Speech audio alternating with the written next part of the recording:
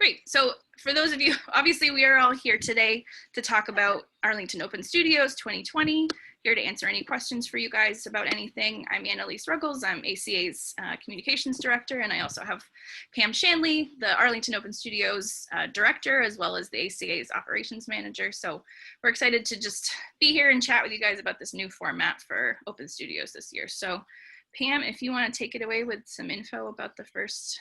Sure, I just was starting to do that. Basically, we're going to try to replicate what we did in person online. We're going to have a feature for artists to be either demoing their work or showing their studio, a way to show your artwork. We're going to have some live performances. We're going to have some pre-recorded ones. We're going to have the poets doing their readings, and we haven't figured out if it'll probably be pre-recorded as well. But we usually have music and dance and poetry, and we're going to have all those same features this time. And Anna's coming back, and she'll be doing her embroidery demonstration. And I think I have an Irish step dancer lined up. So that's where we are at in terms of the event. And then Aneleise is going to go into some more details about how different platforms and how that unfolds. But the big thing I wanted to point out is the AOS online artist directory. If you can imagine a physical parallel, it's like when we were in town hall and we had that second floor where we had our reception. That's kind of what that will replace. So people can go there starting as soon as the registration ends, a little after that. It'll be an ongoing place for people to kind of look, like just sample your artwork, and that'll stay up. I think, Aneleise, that's going to stay up through December or? December 31st. Yep, it'll be up through the full holiday season into the end of the year. So it's up even longer than usual. So that's kind of a plus. And then selling art, I'm going to hand this one over to Aneleise because it gets into the gnarly stuff. So. Yeah, well, so I think at its core, a lot of times AOS becomes an opportunity for people to purchase art and to support local artists. So we wanted to have that feature still available for artists, even virtually. So obviously, if you are an artist who already has some sort of e-commerce page, either you have a shopping cart feature on your website, if you have an Etsy page, if you have a Shopify, Big Cartel, like these are all different options. If you sell your work through Instagram or something, those are all options that are still obviously available for you during the day that day. But we also wanted to provide an option for people who don't have that function and aren't really interested in setting that function up for themselves, is having this online art market feature. So it would literally be like an online store where each artist would contribute listings, and we would sell the art through there. And the only difference with that is that obviously you don't incur any fee from ACA to sell work on your own, but you would incur, there's a commission just to cover our listing fees and to cover, merchant fees, transaction fees that we would have to pay from the merchant that we use for our website. So it would be a 30% commission we would take, and that's actually the same commission that we take for gallery sales, so it wouldn't be any different from that. So those are the options, and we can explore some of the logistics around that. And one thing I wanted to mention too before we got started is everybody is more than welcome to use the chat feature as we go through this and write in any questions that you might have as we go through things, and then it's a catch-all for us that we can check out whatever questions people have. And some people submitted questions to us ahead of time, so we'll be able to answer that as well. And the thing related to live arts that Pam touched on is that we want to be able to have this be an interactive and engaging day, so that it's not just people kind of web browsing through the day, that we want to have opportunities for artists to do studio tours or discussions in their studios, either having it be a similar format to where we're all here together and we can see each other and artists take turns talking about projects they're working on. Or it can also just be a demo of what you're working on. A lot of you guys probably tuned into Bubble Fest that we had back in June.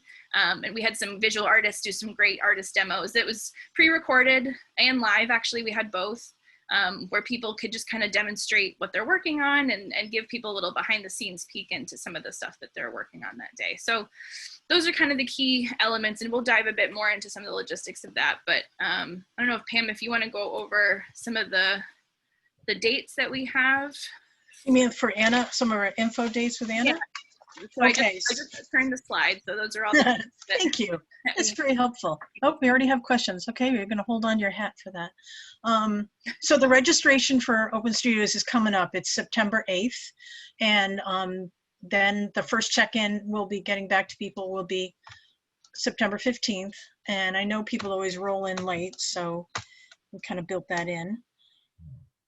And then there'll be a general info session for everybody once everybody gets signed up who's going to be in Open Studios on September 16th, and you'll be getting a Zoom link for that.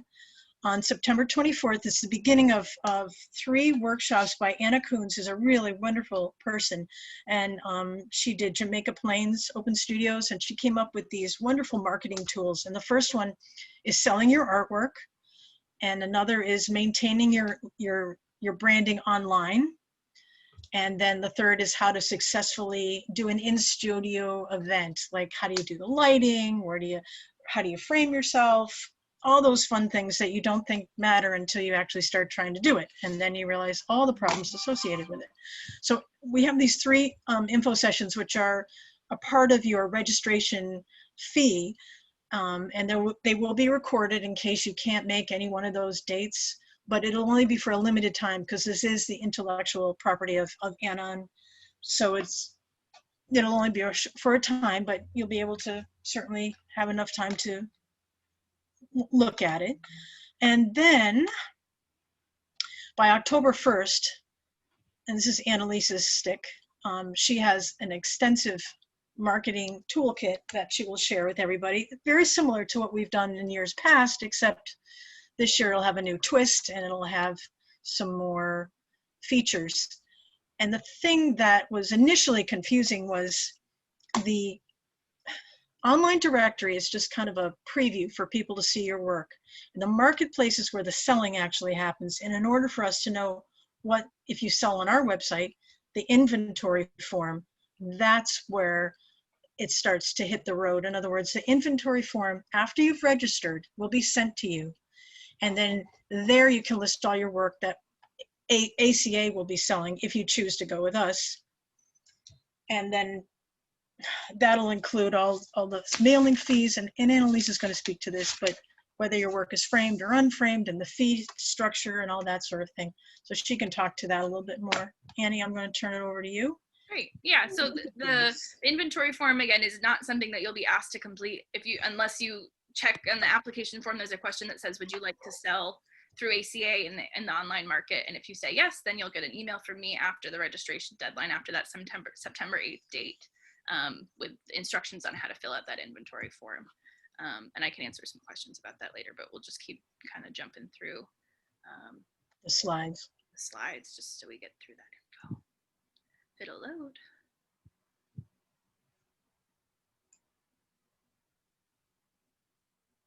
Here, technology. There we go.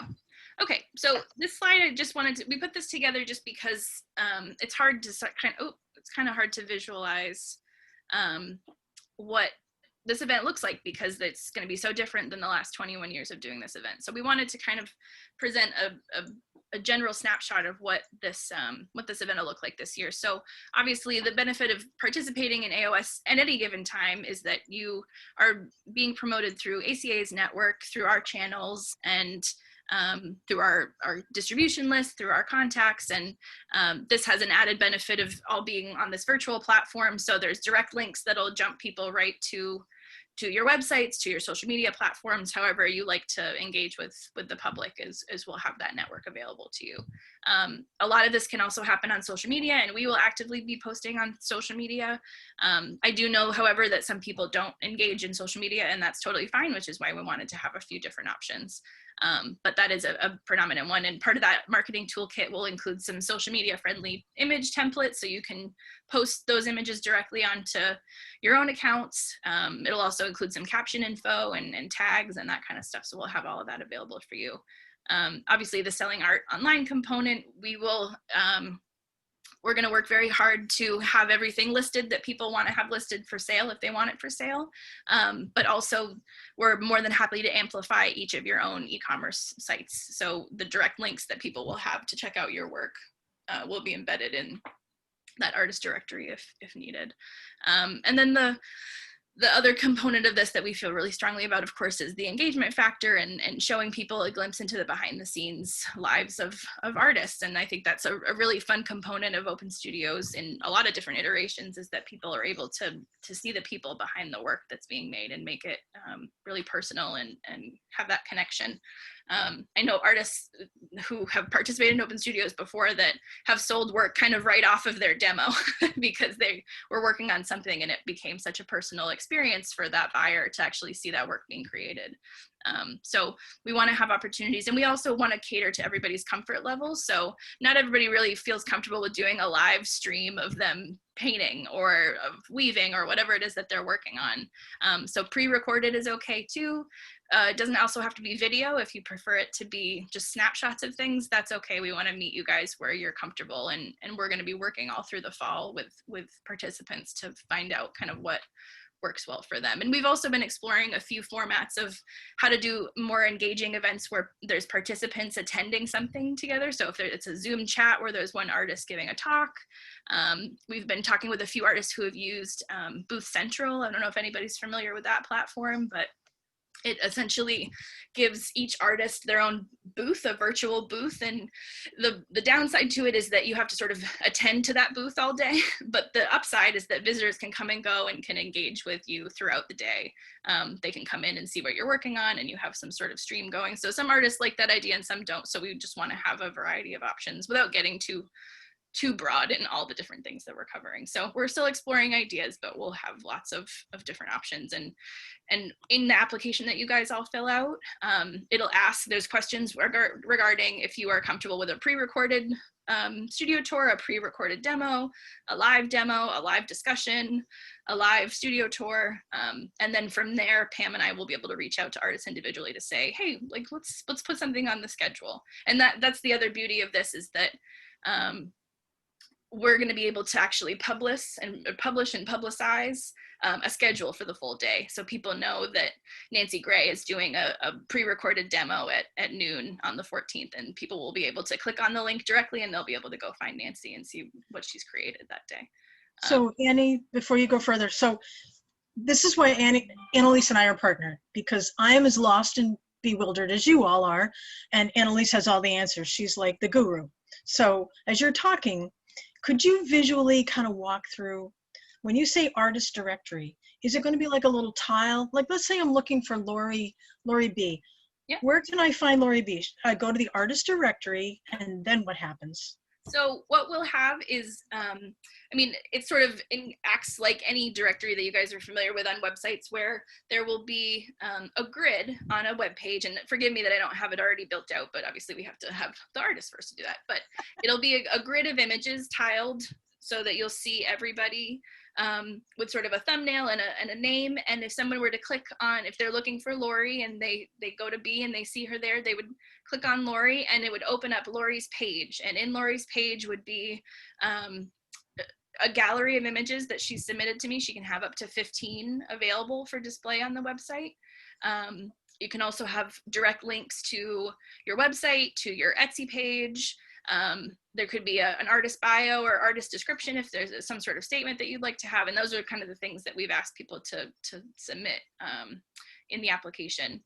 And we'll have this available for you guys to preview as well, so that you can let me know if there's anything you want to add.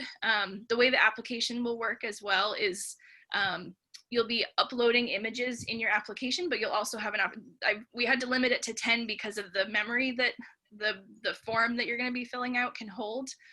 So we're just limiting it to 10 so that it doesn't overload so nobody has problems uploading their photos into the Google form. But you'll also get a Google folder shared with you that'll have your name on it.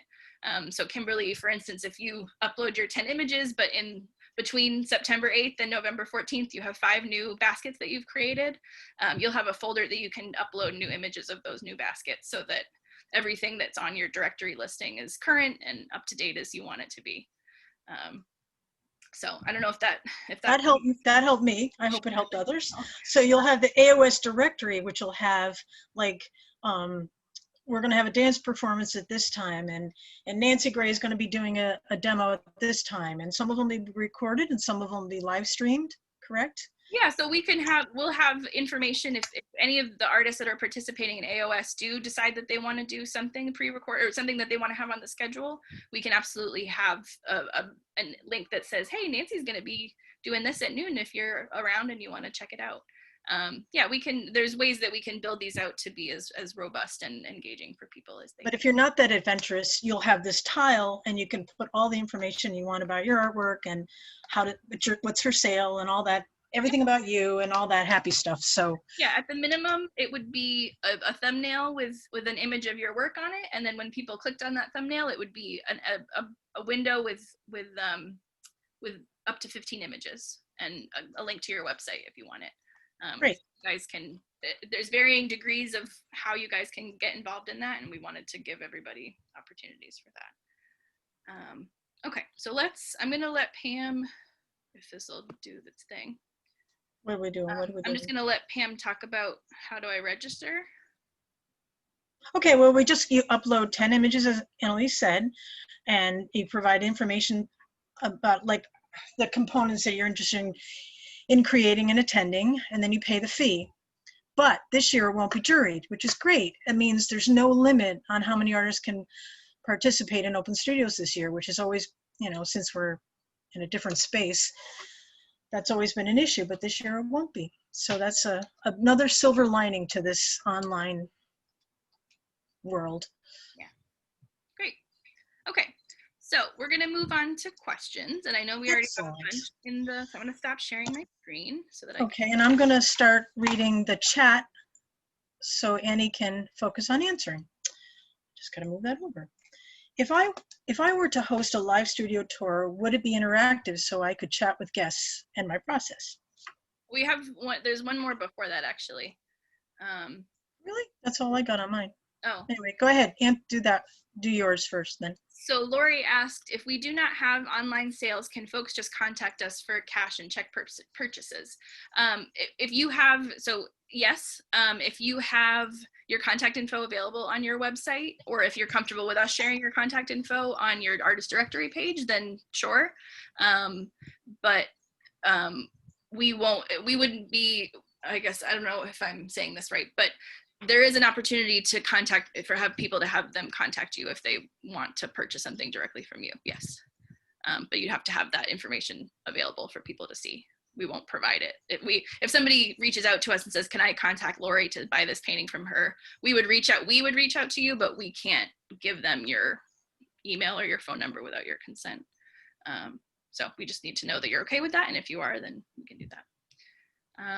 Okay, so then Martha's question was basically, is there a way to have a dialogue back and forth or a chat kind of feature? Yeah, so that's where there's a couple different options. So if we were just to do like a live stream on Instagram or on Facebook, there's a feature that if anybody's done those live streams before on social media, you would be able to answer things in real time that are usually just text-based. It wouldn't be conversational, but people are able to write in questions and you can respond to things. But it wouldn't be a Zoom.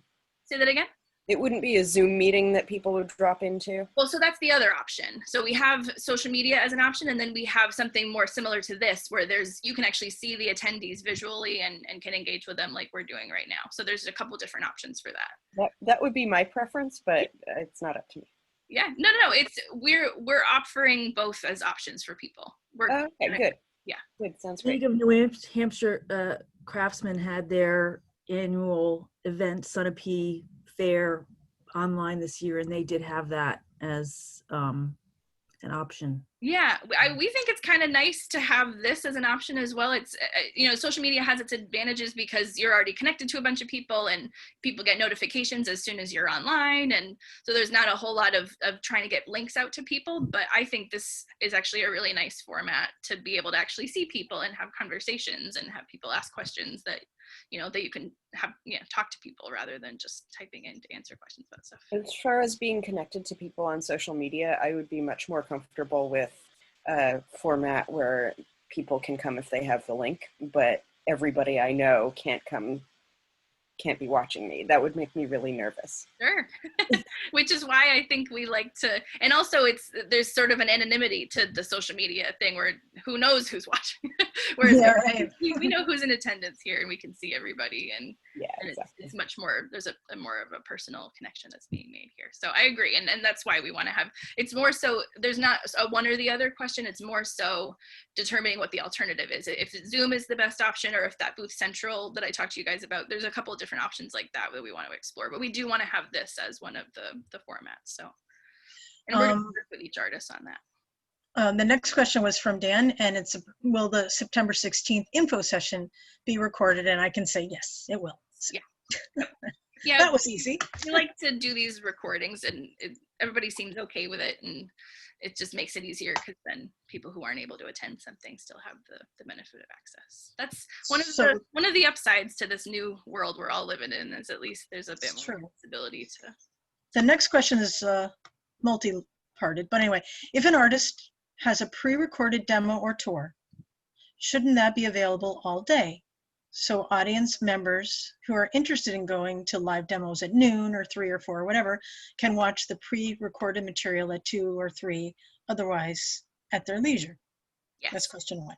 Yes. Yes. Yeah. Anything that's pre-recorded will just be something that's static and available for people to find whenever they want to discover whenever they want to. And will items in the marketplace that have been sold still be visible, but marked sold, or will they disappear? Or will that be up to the artist's discretion? You know, that's a great question, Martha, and I don't know the answer to it because we haven't actually used this yet. We haven't used this live yet. So I don't know. I would imagine that it would probably disappear. It's not going to be up to the artist. It'll just be up to whatever the function of our store is. But I can find that info out and let you guys know. So this Open Studios and our fall exhibition Created Equal, which where's Karen? There she is, right in the middle of my screen. Karen has a piece selected in and is going to be exhibiting in that show this fall. Those are going to be our first 2 sort of explorations into this. So we're still kind of learning as we go, but that's a great question, and I'll find the answer out to let you know the answer to that. And then we have a couple questions from Dan. He said, I haven't filled out the application, but I downloaded the images. Is there a description field where I can indicate if a piece is framed, matted, or not? I need to do so in order to get the price range correct. So I think we alluded to that, but yes. So this is, Dan, I believe you're talking about the market, right? This isn't for the application. Yes. But you explain it to me. You fill out the application, and then after that, they'll be given an inventory. They'll be sent an inventory form, and that's where this question will be answered. Can you hear me? I can hear you. Yeah. Yeah. I'm trying to remember why I asked that question. I think it was related.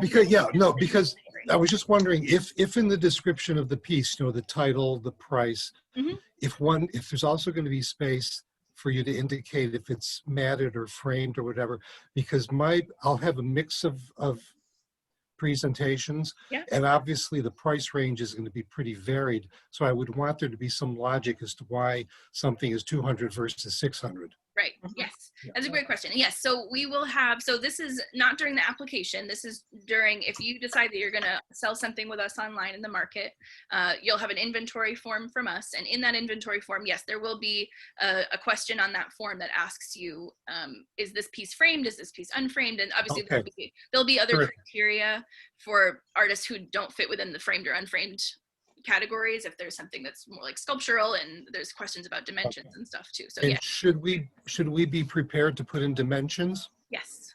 Okay. Yeah, we're gonna, so the types of things that we're gonna be asking for in the inventory form is a title of the piece. It doesn't necessarily have to be a creative title. It can just be, bowl number 1, but just so that we are able to make distinctions between each individual piece. Okay. So a title we'll be asking for a title, we'll be asking for the dimensions of the piece, and we'll have opportunity for you to put in either 2-dimensional or 3-dimensional dimensions. What else is there going to be? There's going to be a small space for a description of the piece, as well as obviously the price. Something that has come up in a few conversations, but not part of public information, is that we're going to be asking everybody, because of the logistics of selling work, we are going to offer opportunities for people to have the work shipped. There's also local pickup is going to be an option as well, and there'll be questions in the inventory form to identify if you're comfortable with local pickup or shipping.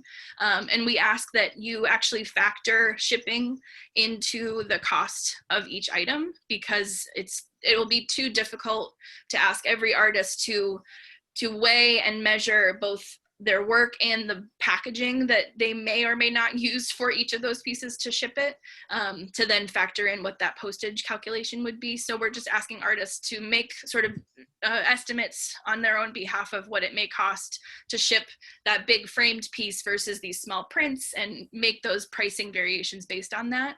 And if you end up selling the piece as local pickup, then it ends up just being a bit more that it gets part of the sale of the work. So if that makes sense to everybody, we're just trying to find a way to make it easy to kind of mitigate that whole shipping issue. And also, if there's anybody, because I know people have varying levels of comfortability with going out in public and engaging with the public, and if there is somebody who has an issue with any of those variations of getting art into the hands of buyers, Pam and I are more than happy to work with you guys on figuring something out and having that facilitated through ACA. So if that has Okay, we ready for another question? We are. This is from Dan too. My website does not have an e-commerce function, so I'll be using the AOS online market. If a customer is interested in a painting on my website that is not in the batch downloaded on the AOS market, how do you handle that? Yeah, so I think I sort of touched on this with Lori's question, but we will have information available that if somebody sees a piece in the directory that they really like, that they want to get in touch with that artist, if you have given me your contact information with consent to share that with a visitor, we will do that, or we will facilitate a connection where we'll say, Dan, we've received a communication from a patron who's really interested in this other painting that you don't have listed in the store. Would you like us to connect you? Would you like to reach out to them, and let that transaction happen separate from ACA? And we wouldn't take a commission from any sale that happened from that connection. We're happy to just get you guys connected. You wouldn't? No. I mean, in all fairness to the ACA and the work you guys do, it would be very good to also take 30%, because somebody is seeing it because of what you're doing for us. So you should get 30. You know, as a former board member, let me say, you should be raising enough funds to keep yourselves going. And I think you should ask for the 30% if somebody's actually buying it through your intervention.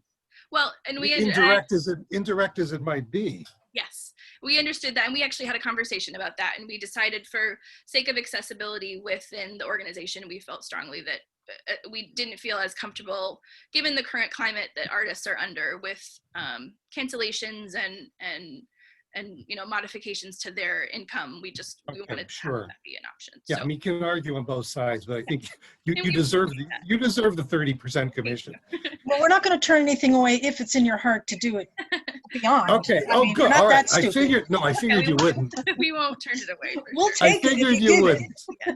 And one thing I will say too is, as much as we see this as an opportunity to support ACA, and obviously participation fees help ACA continue to create more opportunities for exhibition and for support of artists. So that is, I hope, a factor that everybody's considering when they're thinking about their participation in the event. But we also feel really strongly that this year, even more so, it's all the more important to not cancel these kinds of events outright, and to find alternatives to keep artists engaged and connected and still making money themselves. And it's really hard times for everybody, and we understand that, and we care very deeply about our artist community, and want to make sure there's ways that they can still be supported. Okay, I need to run for a minute because it's pouring and I've got to get to the windows. Oh, okay, but if an artist sells all 10, so if you go to AOS online market and you list 10 pieces and you sell all 10 pieces,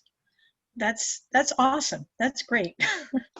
but that's it, right? You want to speak a little to that? Because that was a question I had asked you. Sure, yeah, that's a great question. So some people have asked, and I might repeat this when Dan comes back because I'm sure he'll be interested in this info, but we are going to limit the amount of work for sale in the market to 10 pieces per artist, just because we don't have a sense of participation yet, but we typically have around 70 artists that participate in open studios. And if all 70 artists decide that they're going to sell work with us through the store, that means that there's 700 pieces of art that we need to list. So we need to just be realistic about our capabilities. So Dan, just so, in case you didn't catch that, we're going to be limiting, each artist can list up to 10 pieces in the artist market, just because of capacity that Pam and I have to actually get all that work listed. If we have all of our participants uploading, 20 pieces of art, then it gets up into the thousands that we're listing on our website. So so 10, not 15? 10 is for the store, for the market, and 15 is for the online directory, for the gallery that people are just kind of. Oh, I see. Oh, okay. Yes, right. Okay. And that's what I keep trying to emphasize, that they're different and the numbers are different.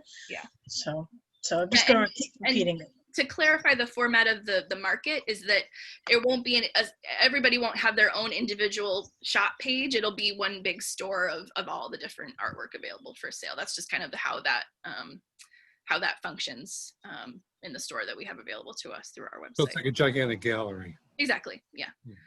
Right. But there will be sort of sort functions, and I think there's some search parameters and stuff. So if somebody wants to find you without having to scroll, I think they can search your name. We don't need to do 2 different batches. Yes, there will be 2 different upload batches. So we could submit a total of 25? Mm-hmm. If you wanted to have your directory of, so I know that there's a lot of artists who create, things that are a bit more, smaller things that they can sell. Like they have their prints and their greeting cards, and then they have their big paintings that they would actually prefer not to sell or are already sold, that they have the reproductions of, but they don't have the originals anymore. So they have their reproduction available for sale in the market, and then they have their original available I guess it's the same image, so it doesn't matter, but yes. But we could duplicate. The 10 that are in the market can still be part of the 15 in the other batch. Okay. Yeah. Right. Okay, great.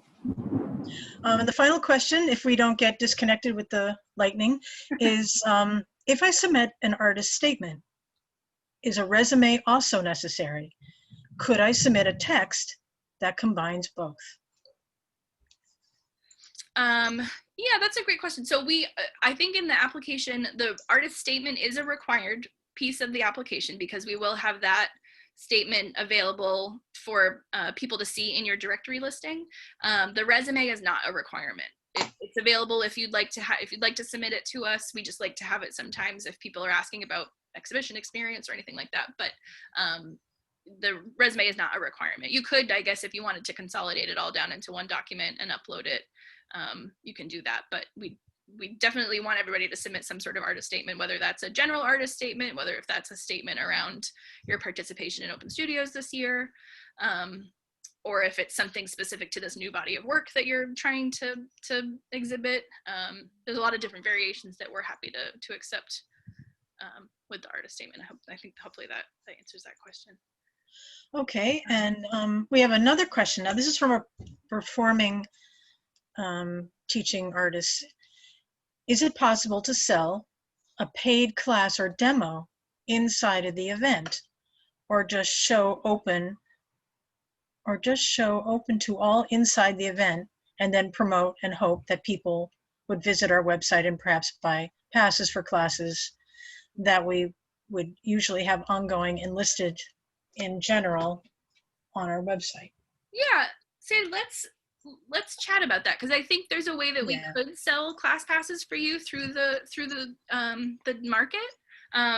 If you're comfortable with that commission being taken from that sale, then that's okay. But we can also find a way. Your artist listing, your directory listing, would have direct links to your website. If you already have a way to sell class passes through your website, and you prefer not to take a commission out of that sale, we'll have a way to directly get people to your website. And if also, because I know that you love to do live demos and streaming and stuff too, so we can always have if we stream something on your behalf, we can paste the link to your website for people to buy classes while they're watching you dance. That's an option too. But we would be happy. I'm happy to discuss a way to have those passes available for sale on our website too, if you're comfortable with that fee structure. So let's find a way to chat about that. Great. Okay, the next question is, if you're going to miss Anna Kuhn's workshops, they are going to be recorded, so you will get a link to see them. How long are the sessions? They're about an hour. Yeah, they're so usually 2, but hour and a half. Just like it's about 45 minutes of like, you know, lecture and talking and information, and then about 15 minutes of Q&A. I think if it went over quick, if the Q&A went over 15 minutes, I think that would be fine. Or I think it's doable. I don't think she cuts it off. If you start it, can you continue it later? Yeah, it'll just be a video. Kathy, do you want me to unmute you? Do you have a question? Here. Start again, honey. Start again. I just sent her the unmute. She's working on it. There we go. Oh, you're still, I can't hear you anymore, even though it says. There you go. Because I'm on a commission that meets Thursday nights. Yeah. So I could start the first half hour, but I may want to come in later. Oh yeah, like if you wanted to attend live and then watch the end later. Yes. Yeah, that's fine. Yeah, so we're going to be having Anna record them, but again, Pam mentioned that this is her curriculum, this is her property, so we're going to record it and have it available only to you guys through a secure Vimeo link where you'd have to enter a password to be able to have that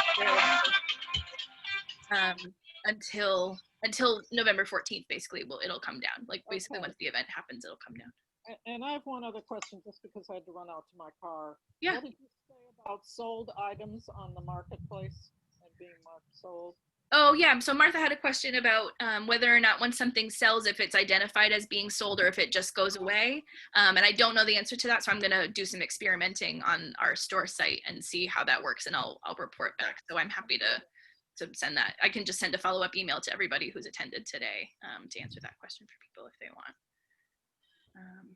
The next question was about marketing, which you touched on before. I don't know if Dan joined a little later, but if you want to just like touch on again all the different areas that you're going to be using to market this event. Yeah, of course. So it's actually, so to answer the second part, it's actually not going to differ that much from a typical year. The only thing that'll be different is that we typically generate a lot more print media that we probably will reduce just because a lot of people don't feel comfortable with having postcards available to distribute. So we'll probably produce a few posters to hang around town. And if there's people who have sites that they want to hang their, they want to hang it in their studios or they want to hang it in communal areas, I'm happy to provide that in the marketing toolkit. But beyond our regular practices, obviously we're presenting it through many calendar listings all across the region. And the beauty with this is that people don't actually have to be in Arlington on November 14th to attend this year, which is really great. And because a lot of this is going to be happening beyond November 14th, we're going to maintain a lot of those links long after the date so that people can still live click them and visit the website. So lots of local and regional sponsored calendar listings. Of course, we promote it through our social media and email lists, which our email distribution list we've cultivated now over 22 years of participation. So we have quite a few people that really are eager to find out about this event each year, and we send them regular emails leading up to the event.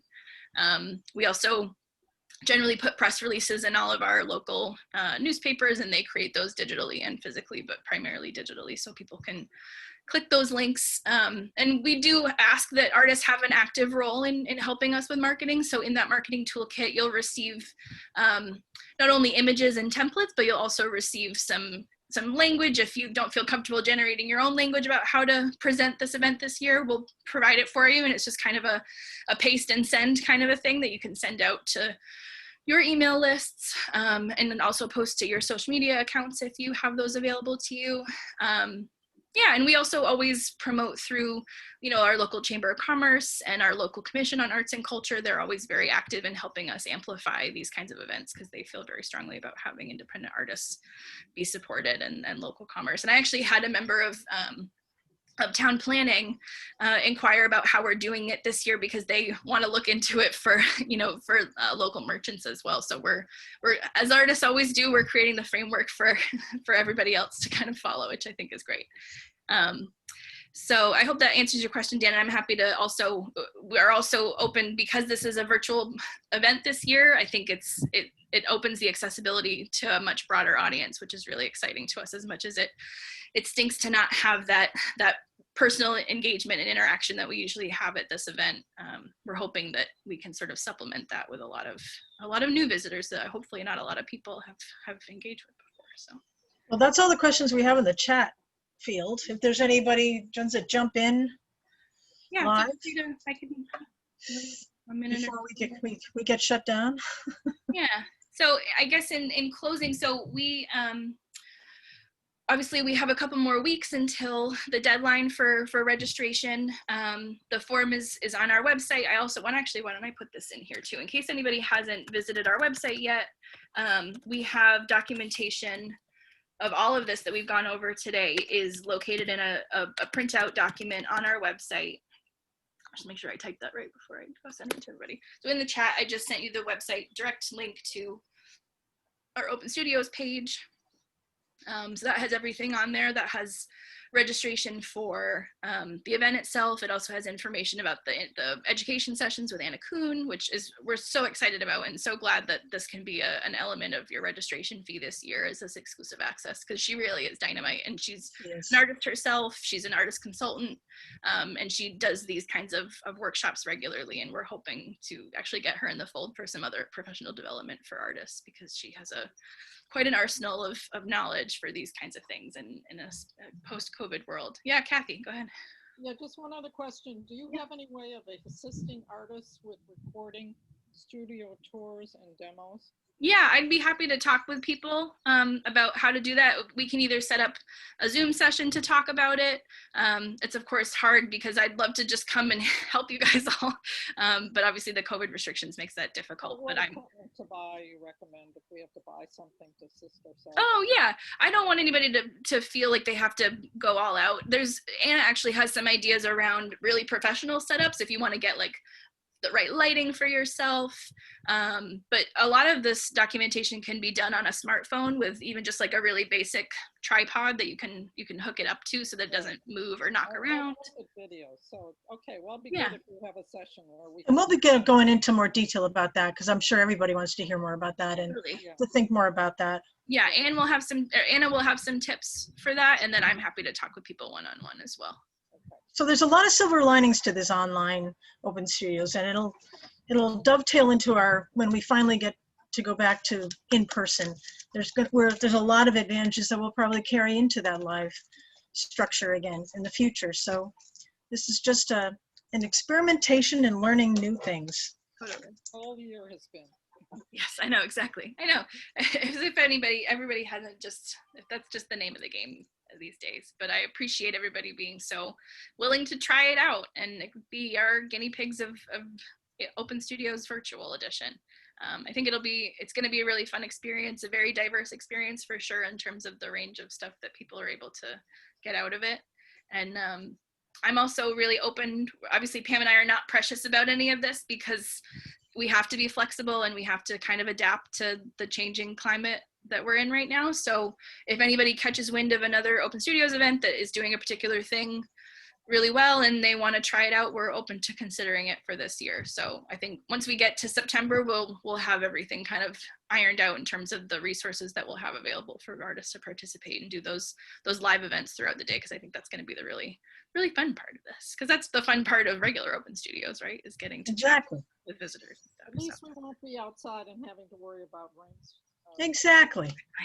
Yeah. You don't have to worry about loading in. There was definitely, I mean, Pam and I, as well as the rest of our staff, Tom and Kat and Michael and Lorraine, we've all been discussing this in the context of every program that we have on an annual basis. And there was a moment where we said, is there a way that we could make it work outside? And then we thought, well, November 14th, like we're just on the cusp of bad weather, and like it felt like too much of a risk. So this felt like the safest way to go. And obviously we don't know what kind of gathering restrictions there'll be in the fall. So we just wanted to really start with something well thought out and ironclad. I mean, just in the way that there's a structure already established and that we don't have to pivot again down the road. So hopefully. And we had to make the decision early on, and at that point we we really didn't know if November was going to be, everything was going to be lifted. Right. We had hoped, but now Right. we had to make a decision, and we made the right one. Yeah, and I think it's going to be, I'm hoping that the way we've structured this is that there's something for everybody, and there's something that will benefit each of you individually and how you want to be benefited. So Yeah. Okay, so if there are any other questions that come up, I'm going to type mine and Pam's emails. Obviously you guys probably already have them because you hear from us nonstop, but if there are any questions that come up either after the event tonight or in the coming weeks as you prepare your applications or your registrations, not really applications because everybody's going to be accepted, feel free to send them to both of us and we'd be happy to answer any questions for you guys. And yeah, and thank you so much for taking time out of your Sunday afternoon to hang with us. Yeah.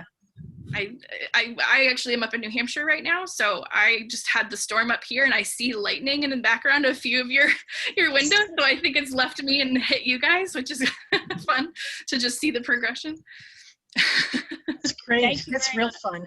Yeah. So thank you all so much. Anybody who has chairs in the Robbins Garden right now, the event has been canceled. So pick up your chair. Oh, I should go. I have to go text somebody to go get my chair for me. Yeah. Karen said goodbye. She went to get our chairs. Oh, nice. Okay. Good. All right. Well, thank you again, everybody. And feel free to reach out if you have any other questions. And we'll see you guys all this fall. And have a great rest of your summer. All right. Thank you. Bye, everybody. Thanks. Bye, everyone. Bye.